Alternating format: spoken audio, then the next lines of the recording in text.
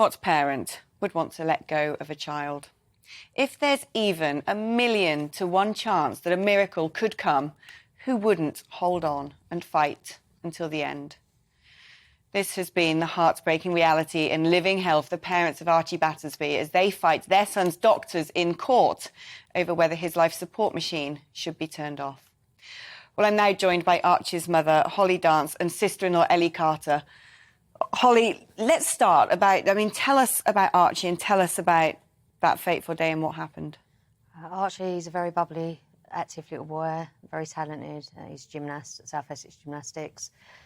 He's an MMA fighter. He had his first fight coming up. Great personality, really high-spirited, just an absolute joker, storyteller. He's just a really funny child. The day in question, we'd come in, we'd been out, and he'd come in and he brought in his swim bag. What he said to me was sweets in the bedroom. I'd gone up to charge my phone. He brought this bag in and said, "I've got you some sweets." And I just laughed and said, "No, you haven't, you've got the rabbit in the bag." Then the rabbit poked his head out and we both just started laughing and giggling. And then I've told him, obviously, to take the rabbit downstairs, and I've left the room after a couple of minutes, just to check, really, that he'd taken the rabbit downstairs, and, well, not a couple of minutes, like a few minutes. I'd had a phone call and just potted around, really, come out of the bedroom, and I noticed he wasn't in his room after calling him. Then noticed the rabbit at the top of the stairs and very quickly noticed Archie the other side of the banister with something around his neck. What was your first thought when you saw that? How did you respond to that? I just ran to him, shouted, "Archie."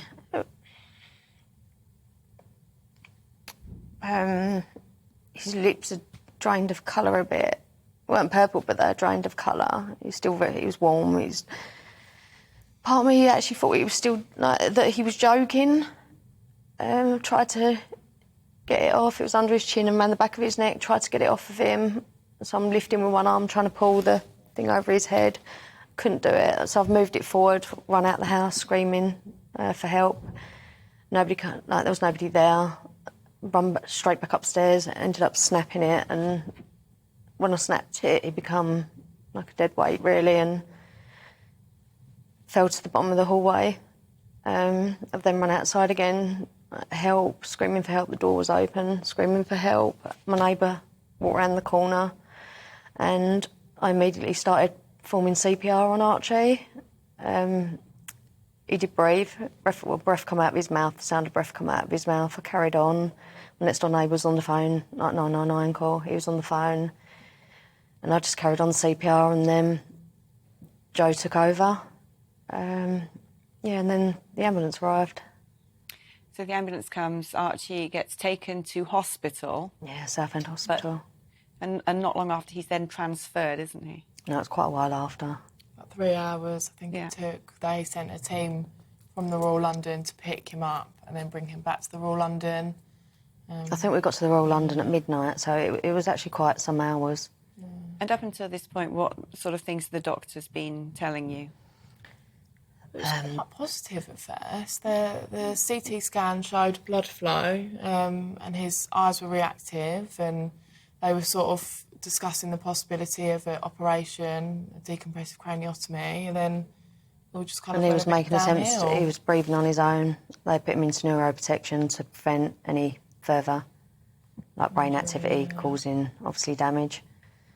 And then I got to the Royal London, and she come in within about 10 minutes and said he's probably not going to survive, which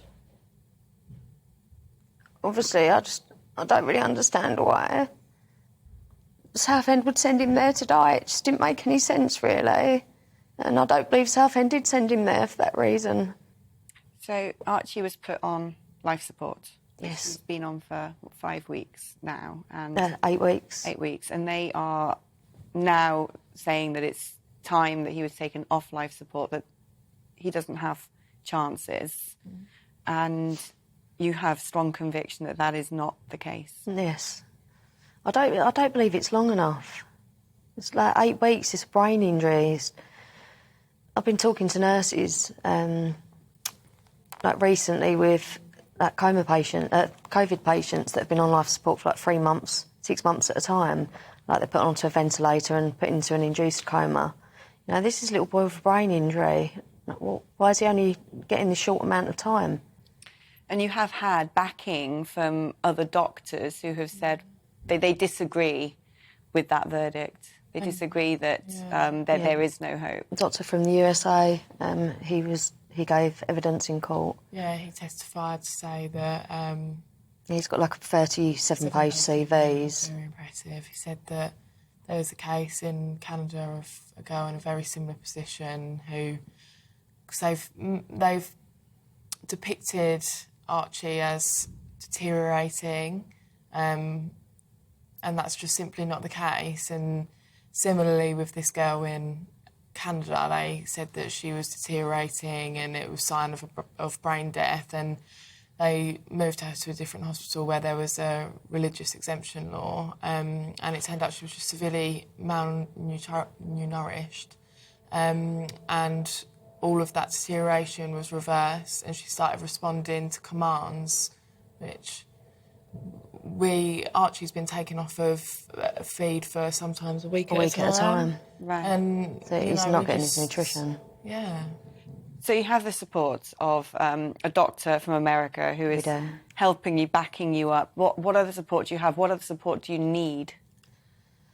Any hospital over here would be brilliant, amazing, that would possibly take Archie and just give him time. You know, without this hospital's very rushed to end it and get him off the ventilator. You know, there's been no time for healing or recovery.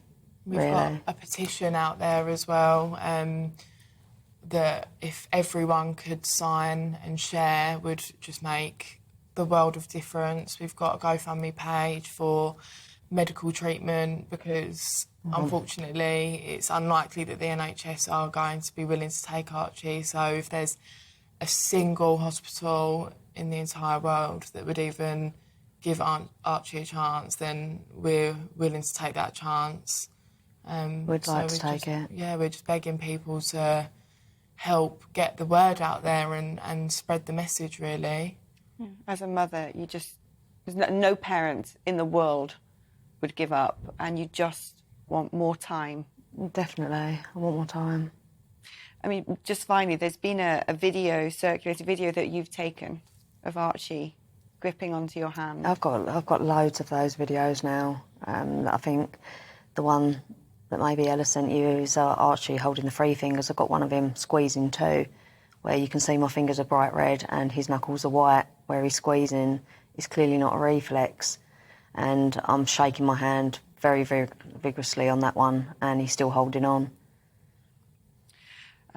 I don't know what to say. Holly, Ella, it's an incredible battle that you're fighting. The nation's hearts are with you, I'm sure, and I really hope someone watching today can answer your call for help. Thank you. It's an extremely moving story. Well, we have got a statement from Barts Health NHS Trust. Their spokesperson said, "This is an incredibly sad case, and our thoughts and sympathies are with Archie's family at this time. We await the court's decision."